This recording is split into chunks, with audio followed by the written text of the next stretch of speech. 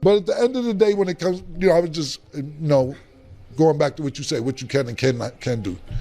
Jay-Z, he owned the Brooklyn Nets, but you can't own the team, even though it's a small percentage, you can't own the team and have a sports agency.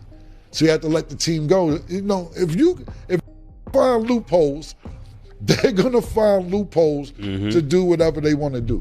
They didn't shut Jay-Z down because he lacked ideas. Listen to this.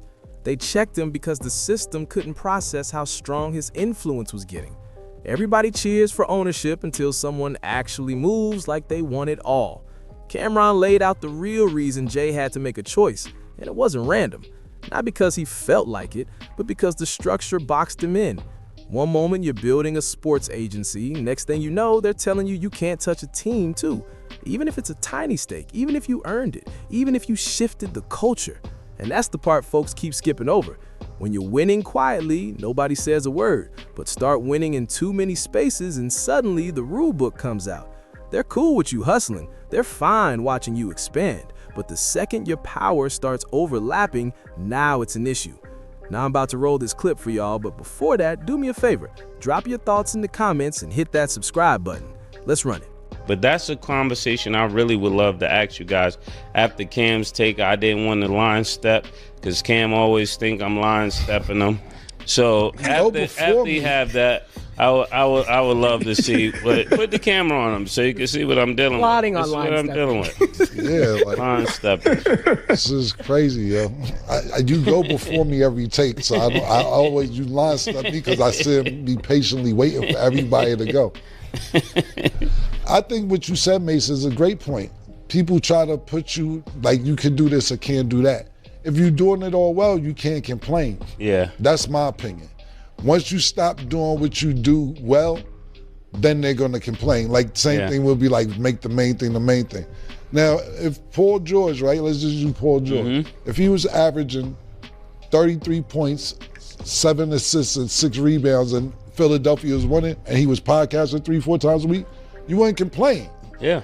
But if he's winning, but because he's not winning and he wasn't playing, you're going to have a problem doing this. I'm a problem with him podcasting, so to speak. People got a problem right now with Tom Brady.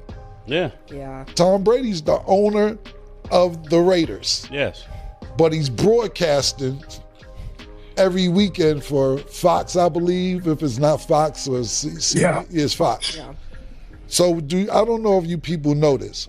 When you broadcast for the game, before the game, you talk to both teams and you get insight from both teams on how they practice during the week or what players are injured or what plays they're going to run, so that when you're announcing the game, you're more knowledgeable to the fan that's watching the game. Yes.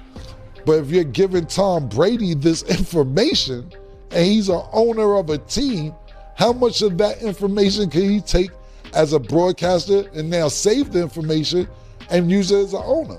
They had a problem with him because he had the headphones on and was up in the Raiders skybox one day against a team, Raiders playing against a team that he interviewed a couple weeks before.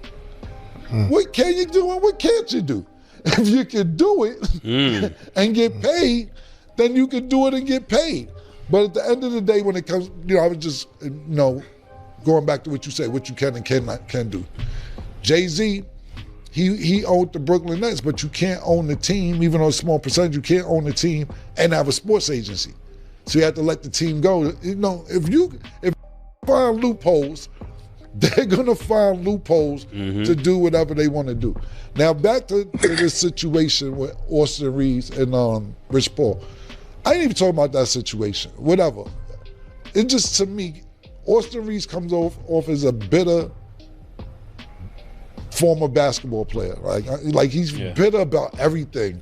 His career didn't go the way I think he wanted it to go. I thought he was a decent role player throughout his career, but he just comes off so bitter and angry, not just with Rich Paul, just anything. He's always angry, like, yo, bro, what you mad about? You grew up in a good household. You had a mother, you had an NBA father, you had a very decent career. I know it might not have lasted as long as you wanted to, but you seem bitter. You seem very bitter, man. That's all I really have to say about the situation, because I took my time up talking about other things, but far as this situation, it's not too much. He just comes off bitter about anything he's talking about. Doesn't matter what it is. Yeah. So you made the difference between Jay-Z and what he had to separate in order to be a agent or agency. And is there really? Should everything really be separate, Maurice? What do you think? In the context of this, I don't think that this should be separate. When I look at this thing, like outside of my personal feelings for Austin Reed just talking crazy about Rich, the real issue that I have with it is that we can't complain that Black people don't sit in authoritative roles and Black people can't be owners, and they sit in these situations to progress just how people view us, how they look at us, and just how we can operate versus how agents and agencies and all of these management companies used to operate before. We can't have people sitting right there and criticize it, right? So I don't know. I think we're in uncharted territory. Like, I don't know what's right and what's wrong, but I'm definitely not about to say what he's doing is wrong just because I've never seen it. And I don't think it's a conflict of interest. I think that anybody, like people criticize just because they've never seen it before. They'll criticize you and say it's wrong versus, okay, what is he doing? And then sourcing the facts and say, okay, is it a conflict of interest? It's not, right? But just because other agencies operated the way that they did doesn't mean the way that Rich Paul is doing it is wrong. And I think he is right. You'll have other people following suit, and this will be a way to market, or this may be the way to interview. You're like, this right here is why talks about power always make people shift in their seats. My takeaway isn't that anyone involved was necessarily wrong. It's that the system still isn't designed for people who are thinking 10 moves ahead. Jay-Z didn't run into a wall because he got reckless. He ran into it because the rules were built to keep power in neat little boxes. Ownership over here, management over there, media way over there. And the moment you try to connect all the dots, listen to this, the alarms start blaring. I actually respect how this situation unfolded. It shows maturity. It shows discipline. It shows that sometimes the smartest play is letting go of one piece so the entire board stays in your favor. And that bigger picture is influence, longevity, and control without everything turning chaotic. People love to debate what's fair, but business has never been about fairness. It's always been about structure.